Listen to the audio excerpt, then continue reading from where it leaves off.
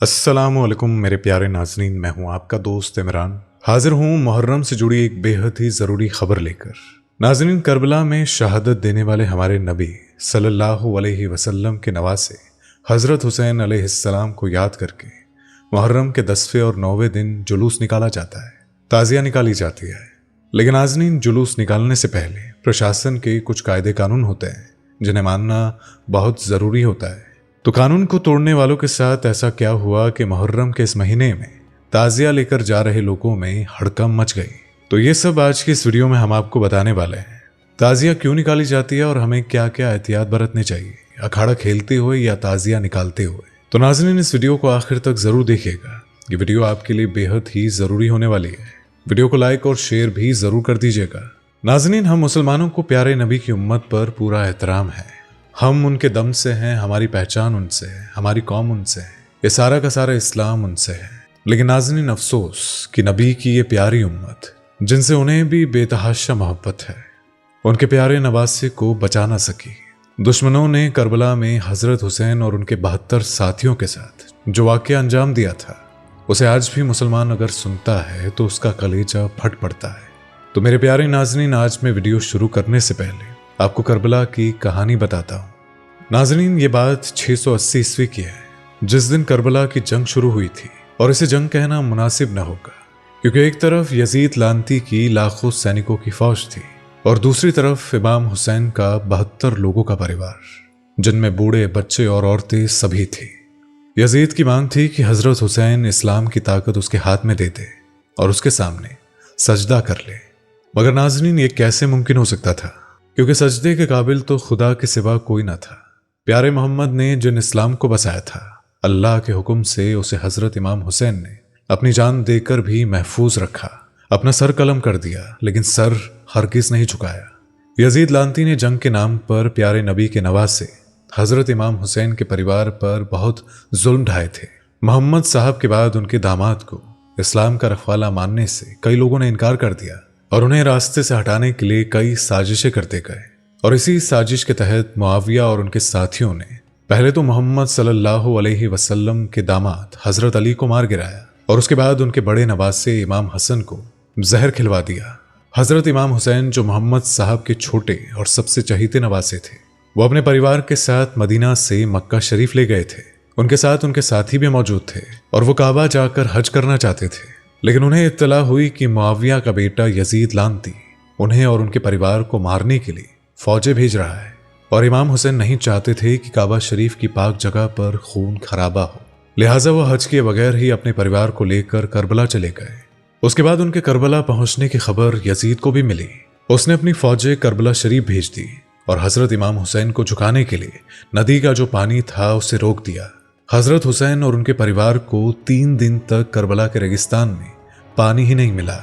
हज़रत इमाम हुसैन का परिवार भूख प्यास से करबला में तड़प रहा था।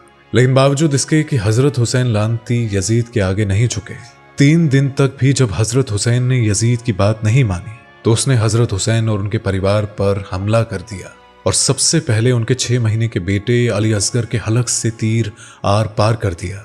हज़रत हुसैन की आंखों के सामने ये मंजर किसी खौफनाक ख्वाब जैसा था। यजीद ने हज़रत इमाम हुसैन से आखिरी बार उनके सामने झुकने को कहा, लेकिन उन्होंने इसके बदले जान देना कबूल फरमाया, मगर प्यारे नबी की उम्मत को झुकने ना दिया।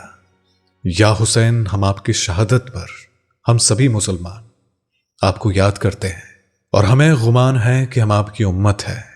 नाज़रीन, करबला की कहानी से भी अगर आजकल के मुसलमानों ने कोई सीख ना ली तो हज़रत इमाम हुसैन की शहादत का कोई भी मोल नहीं रह जाएगा, क्योंकि हमारे गुनहगार हम खुद हैं, कोई दूसरा नहीं। हमारे ज़मीर बहुत कच्चे हैं और हम किसी के भी सामने झुकने से परहेज नहीं करते। तो नाज़रीन, अब बात करते हैं आखिर मुहर्रम में कौन कौन सी बातें हमें ध्यान में रखनी चाहिए। नाज़रीन, बिहार के गोपालगंज में हर साल की तरह ताज़िया निकाला जा रहा था और लोग अखाड़ा खेल रहे थे, तकवारबाजी भी कुछ करते हैं। तो नाज़रीन, यहाँ गौर फरमाने वाली बात यह है कि हर साल हर जगह की हुकूमत ताज़िया निकालने के लिए कुछ कायदे कानून पास करती है, जिन्हें सिरे से लोग नकार देते हैं और फिर उसका खुद ही शिकार होते हैं। तो नाज़रीन, गोपालगंज में ताज़िया ले जाते वक्त ऐसा ही वाक़या अंजाम हुआ कि हर कोई दंग रह गया। कुछ लोग लाठी और डंडे की लोहे के पाइप से अखाड़ा खेल रहे थे। उसके बाद उनका एक पाइप एक हाई वोल्टेज वाले तार से जाकर टकरा गया और जिससे कि कई सारे लोग झुलस गए और उनकी मौके पर ही मौत हो गई। और इतना देखकर वहां के लोगों में हड़कंप मच गया और लोग इधर उधर भागने लगे। इसके बाद इस वाक्य की इत्तला पुलिस को दी गई और उन झुलसे हुए लोगों को अस्पताल ले जाया गया, लेकिन वो बच ना सके।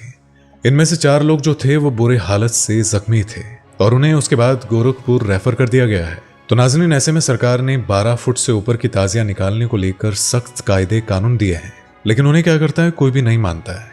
और सिर्फ ऐसा इसलिए कहा जाता है ताकि बिजली के तारों से वो बच सके। हमारी हिफाजत हमारे खुद के हाथों में है, तो ऐसे में हम अपनी हिफाजत क्यों नहीं करते हैं। और जान इतनी सस्ती भी नहीं होनी चाहिए कि बेवकूफ़ी से चली जाए। अब नाज़रीन, सबसे पहली गलती तो यहाँ पर यह हुई कि लोहे के डंडों का इस्तेमाल किया गया। अब जाहिर सी बात है कि अगर किसी भी जगह लोहे के डंडों से अखाड़ा खेला जाएगा तो तार में लगने से उसके अंजाम तो भुगतने पड़ेंगे ही। तो इस हादसे से लोगों को सबक लेना चाहिए और आगे से ऐसा कुछ भी करने से परहेज करना चाहिए। मुहर्रम में किसी भी तरह के हादसों से बचने के लिए कानून को जरूर मानना चाहिए। इसके अलावा नाज़रीन, बिहार के ही दूसरे इलाके धौलपुर से भी एक खबर ऐसी ही आई है कि जहां 4 लोगों ने मिलकर एक ढोल वाले को जमकर पीट दिया। क्योंकि नाज़रीन, ऐसी ही हरकतों से हर जगह मुसलमान बदनाम हुआ है और लोग उन्हें शक की निगाहों से देखते हैं। अब माजरा जो यहाँ पर यह हुआ था कि अली नाम का एक ढोल वाला जो जुलूस में ढोल बजा रहा था, लेकिन जब वो थक गया तो उसने ढोल किसी दूसरे को बजाने के लिए दिया और जिससे नाराज होकर कुछ लोगों ने ढोल वाले को मारना पीटना शुरू कर दिया और बहुत ही बुरे तरीके से उसे मारा। बीच बचाव करके कुछ लोगों ने उस ढोल वाले को बचाया और उसे तुरंत अस्पताल ले जाया गया और बताया जा रहा था कि उसकी हालत बहुत नाजुक थी। तो नाज़रीन, इस तरह के वाक़ये से हमें सबक लेनी चाहिए ताकि आगे कभी भी इस तरह का कोई वारदात अंजाम ना हो। अगर हम सभी मुसलमान इसी तरह से खुद ब खुद अपने आप से लड़ने लगेंगे तो दूसरी मखलूक तो हमसे लड़ेगी ही और हमारे बारे में बुरा भला तो कहेगी ही।